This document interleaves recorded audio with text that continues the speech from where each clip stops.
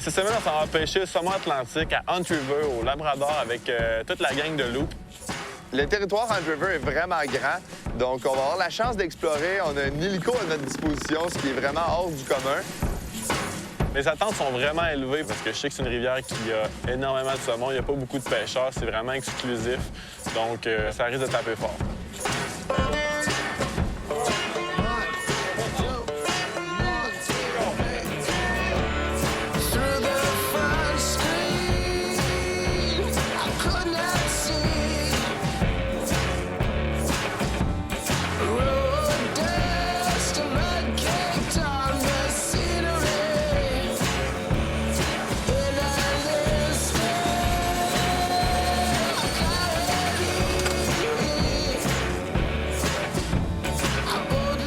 Cette semaine, on a aussi la chance de pêcher avec Fred.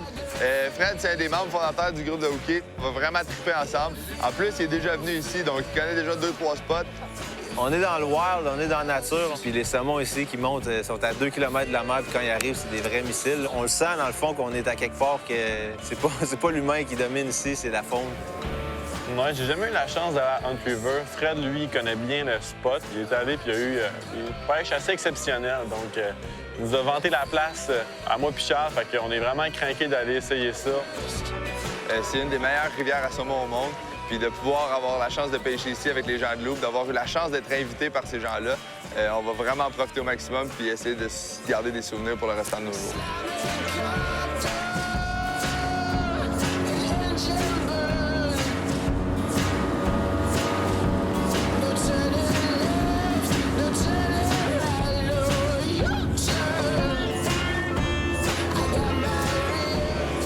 Quand on est arrivé au lodge, la première impression que j'ai juste eu un « wow ». T'es au milieu de nulle part, il y a un lodge immense qui sort du paysage, directement sur le bord d'une fosse à saumon.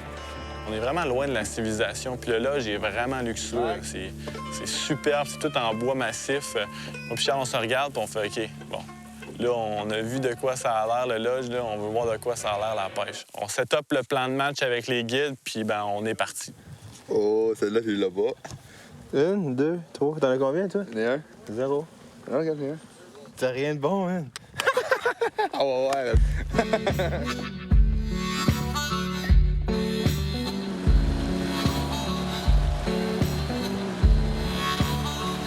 My name is Chris Verbisky, owner of Atlantic Rivers and Loop.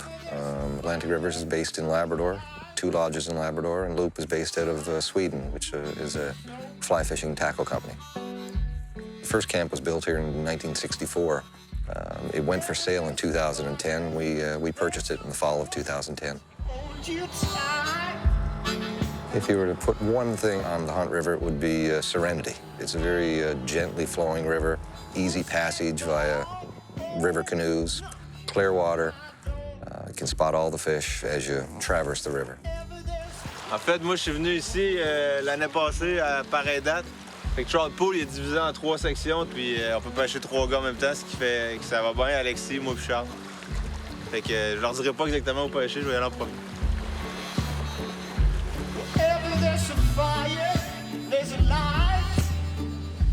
La première fois que je suis allé à Hunt River, on m'avait parlé d'un programme de recherche et développement pour en apprendre plus sur le saumon, savoir qu'est-ce qu'il faisait. Parce que Chris, quand il a ramassé ce lodge-là, il y avait eu beaucoup de dommages qui avaient été faits à la rivière, puis il voulait la remettre en santé. In 2011, our first season of operations, we had 243 salmon released for the year. So we were shocked at how few fish that were in the river system at that time. So we immediately instituted catch and release. Well, this season we'll be over 1,100 salmon released.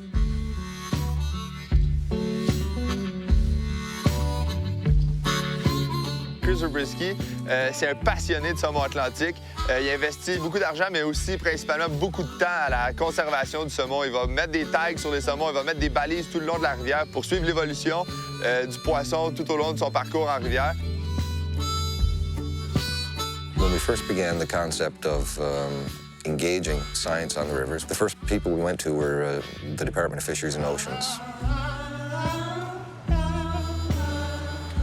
I'm Martha Robertson. I'm a research scientist with Fisheries and Oceans Canada in St. John's, and I research Atlantic salmon. So in Newfoundland and Labrador, we actually have the majority of Atlantic salmon in eastern North America. So the population of small and large salmon here represents most of the salmon that are actually produced in North America in the rivers.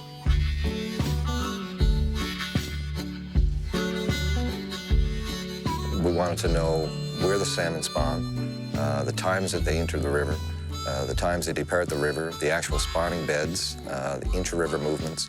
So we are looking at using radio telemetry and acoustic telemetry, which is tagging fish with electronic tags, and we're able to follow them through the river and as they migrate out into the ocean, trying to keep these populations healthy. So if we notice anything, fisheries management could make decisions to sort of change bag limits or have a catch and release only fishery so we can maintain the healthy populations.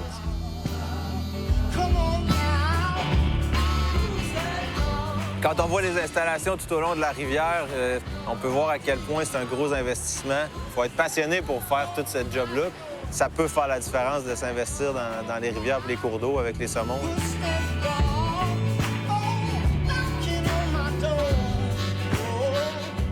Ce qui est aussi vraiment intéressant, c'est qu'on risque d'attraper des poissons qui sont déjà tagués. On risque de même aussi taguer des poissons qui ne le sont pas. Donc, on va vraiment faire partie de la recherche.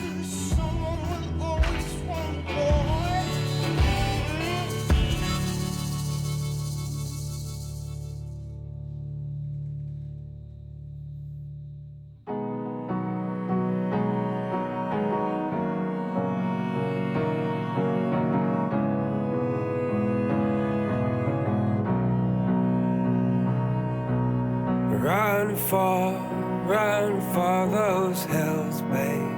Let go of the dark days. Let go of the world. Make it all up as you dance along, just like we all have done for all of our lives. The kingdom is yours.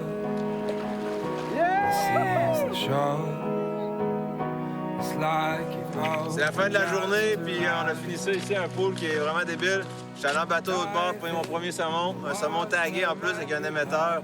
Ça veut dire que le catch and release pour les sceptiques, ça marche. Ouais. Yeah, boy! Good job, man.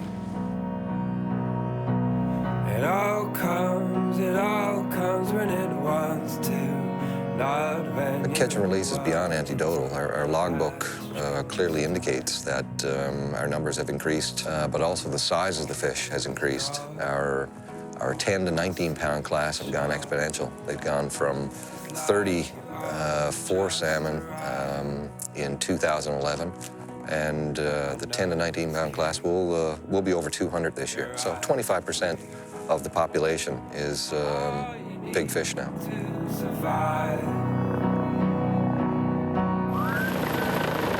À la fin de notre première journée de pêche, on est arrivé en canot, puis aussitôt qu'on est débarqué sur le quai, l'hélico de Chris arrivait, donc il finissait sa journée de pêche lui aussi.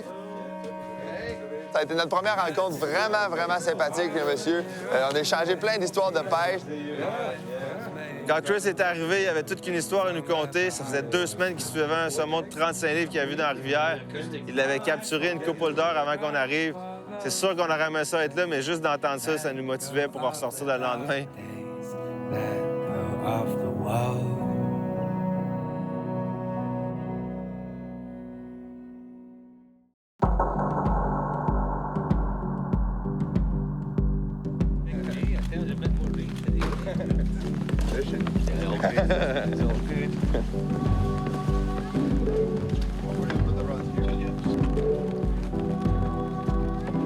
D'habitude, on voyage dans notre van.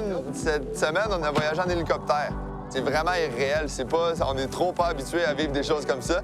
Ça rend la pêche beaucoup plus facile, par exemple, parce qu'on peut voyager beaucoup plus rapidement sur les poules.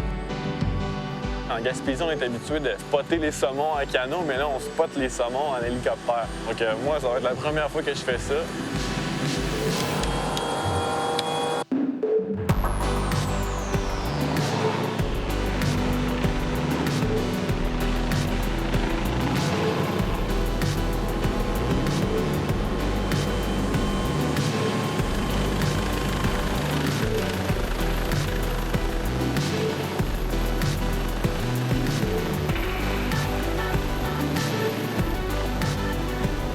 sur un des meilleurs pots de la rivière. Les boys vont venir nous en rejoindre en bateau, Fred, puis tout le reste de la bande. Fait qu'on va essayer d'en prendre un avant qu'il arrive. On s'en va à la pêche. Let's go fishing!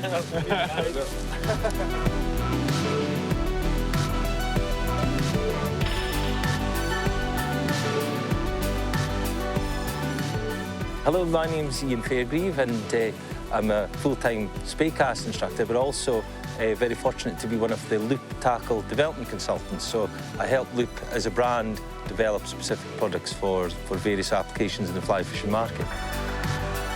It actually is great to come to places in the world where it is so remote that there is no road traffic access and you have to use the facility of a helicopter to fly in to get to remote areas to experience amazing fishing.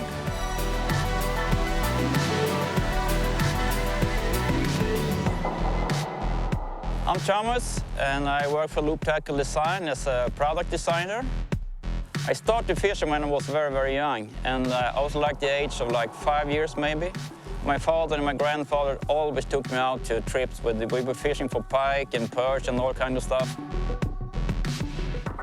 I would say the differences between the rivers here in Canada and Sweden, the water is very clear here, and it's not very deep rivers here compared to what we have back home.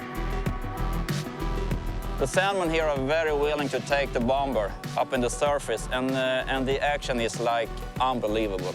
It's beyond anything. I love it. Fish on! Good job, man!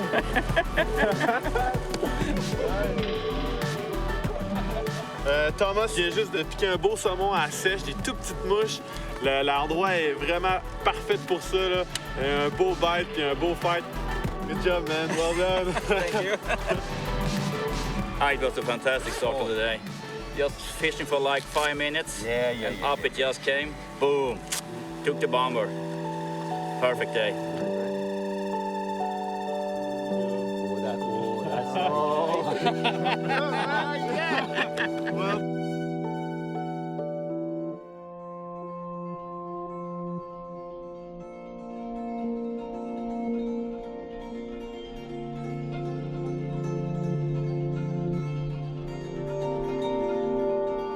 Back home I have two of my very good friends, Lars Munk and Ronald Landin. They work up north in Sweden. They have like huge rivers, not rivers like this.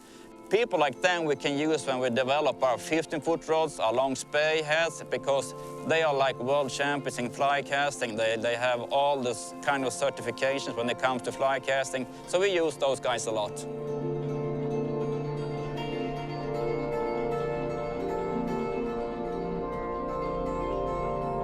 We're in such a wonderful place with fly fishing as it is just now because we're empowering youngsters to go out into huge range of environments and collect media and put together these tremendous fly fishing films, which then promote it to other youngsters. So that helps encourage more youngsters into the sport.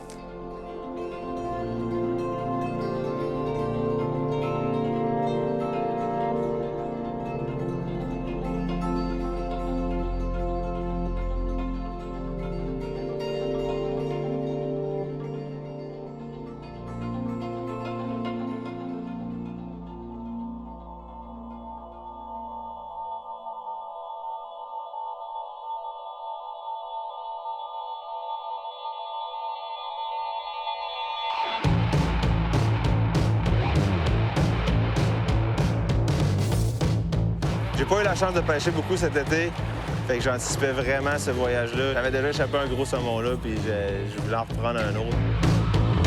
Memorable experience for most people at the Hunt River would be the fish you caught or the fish you lost. Et ce matin-là, je sais pas, j'avais quelque chose qui me motivait, puis je me disais, je vais prendre mon saumon.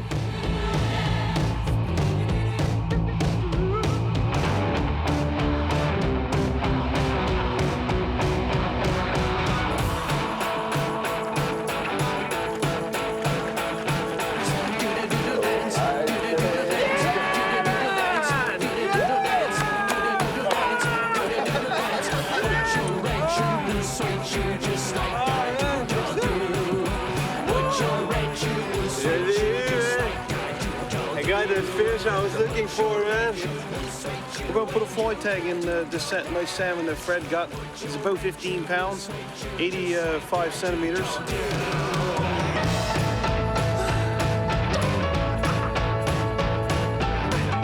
Fred's fish is going to be AR 3200. There he is. OK, buddy. Ça sera pas de la science-fiction. Si le monde il s'imagine que j'ai déjà pris un gros saumon, là, il est tagué puis il est enregistré. Good job, man. Quand tu réussis à prendre un poisson comme ça, puis de pas avoir pêché de l'année quasiment, c'était juste comme... Mon voyage était fait, là.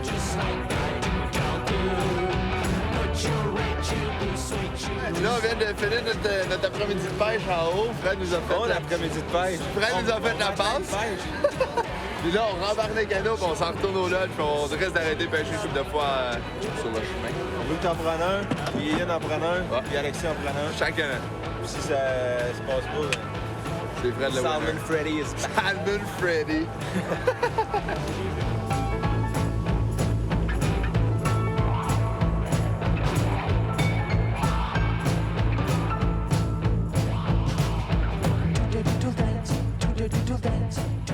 Pendant qu'on était là, on a capturé 2 saumons avec des tags. Alexis en a pris un aussi, AR3457. Tous les saumons sont identifiés dans un gros livre au lodge. Fait qu'on savait qu'on pourrait faire le suivi dessus.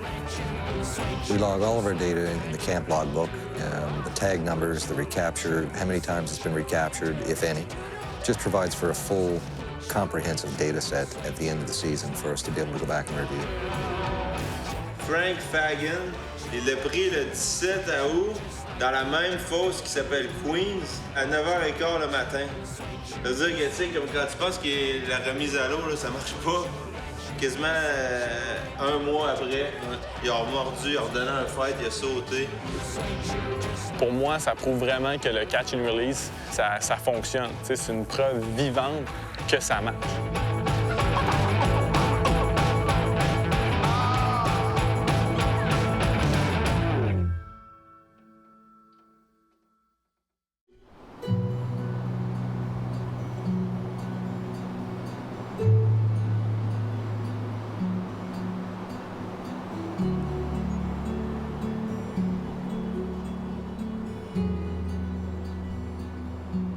À Hunt River, c'est vraiment une place exceptionnelle pour la pêche à la mouche sèche, au bomber. Chris adore pêcher avec une mouche sèche. Il se concentre quasi que sur ça.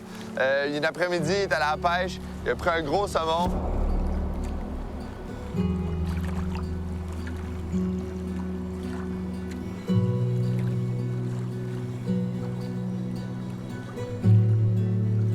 Il y a un aspect aussi très important dans les recherches qui est vraiment intéressant, ce qui est à dire la collecte d'écailles de poissons.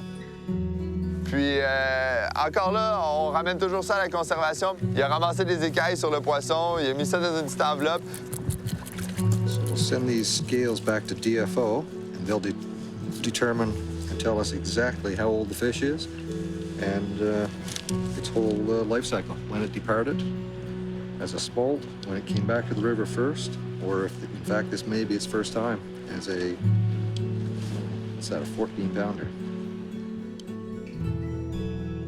So we collect scale samples on salmon, and you can actually look at the scale. It's kind of like a tree, like the way the tree grows. It has rings, and if it grows more, you know, the ring is more spaced apart.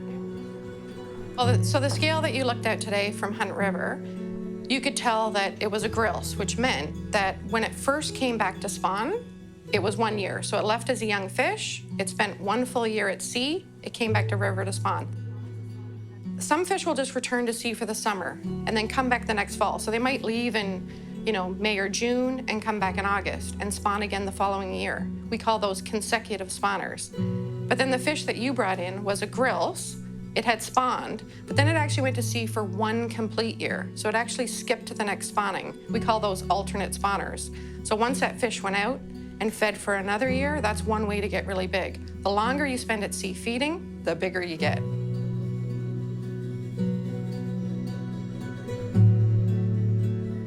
C'est assez incroyable de savoir tout ce qu'on peut retirer comme information à partir vraiment d'une simple écaille. On peut savoir l'âge, on peut savoir le nombre de fois que le saumon est remonté en rivière, le cycle d'eau salée versus d'eau fraîche.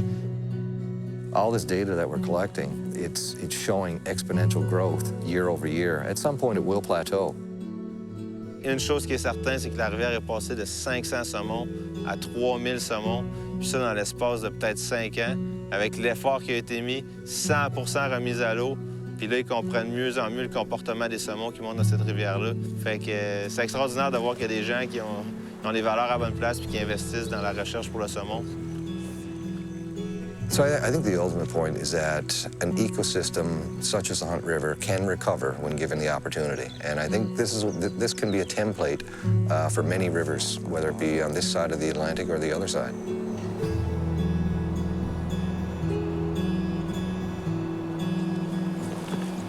À un moment durant la semaine, on s'est rendu compte que la pêche était meilleure dans l'après-midi. La température dans le jour était tellement élevée qu'il fallait pêcher plus tard en soirée. Adam nous a offert une expérience, nous a offert d'aller explorer le Labrador. C'est dur de dire non quand quelqu'un t'offre d'aller explorer d'autres territoires. On a embarqué dans l'hélico puis on est parti.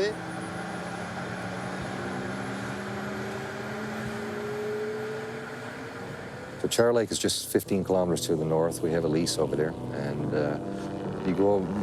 Certain groups choose to go over there and look for a diversion away from the salmon for an afternoon. It's a special experience over there. You're casting into hundreds of char. Sincèrement, là, c'était juste fou de... On arrive au-dessus du lac, puis là, on fait des survols en rond, puis on regarde, puis on voit qu'il y a des immenses bancs de char. Puis on était comme, OK, on s'en va pêcher là.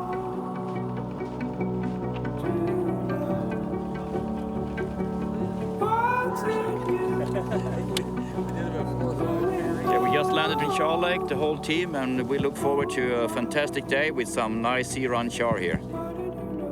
The place is just bouncing full of fish. It's a wonderful day. It's an amazing environment.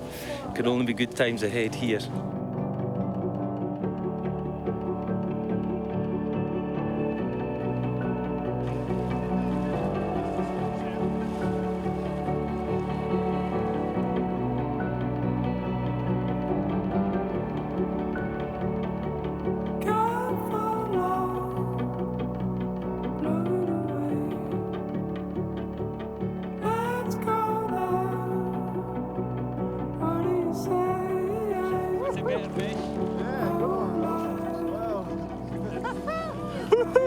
Viens d'hooker up avec un beau char. Le flat est juste trop beau. On est tout alignés, on n'arrête plus d'en prendre. C'est juste hallucinant comme pêche.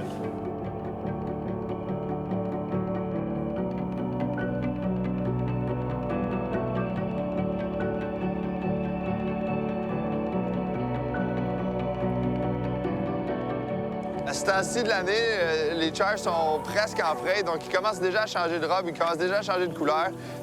J'ai eu la chance d'en prendre un tout orangé avec les fines toutes blanches. C'est vraiment des très beaux poissons. Yeah!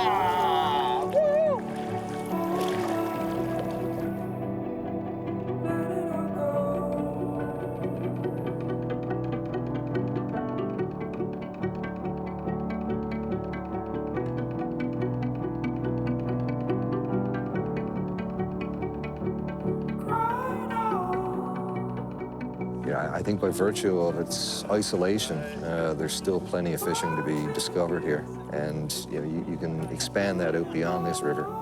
Labrador still has some of the best fishing on the planet.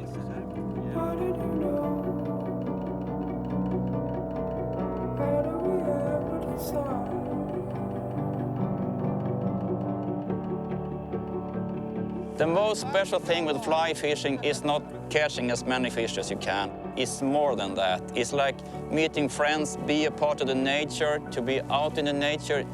It's very, very important for me.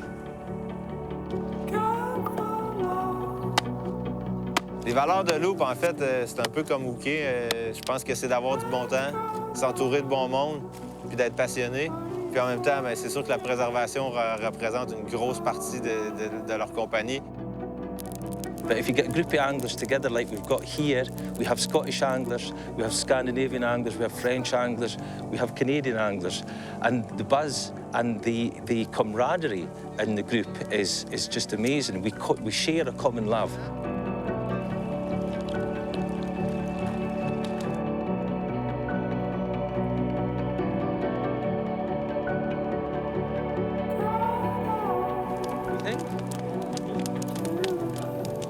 If I could bring it down to one word, it's family, and it doesn't matter where you travel in the world. It's a brotherhood.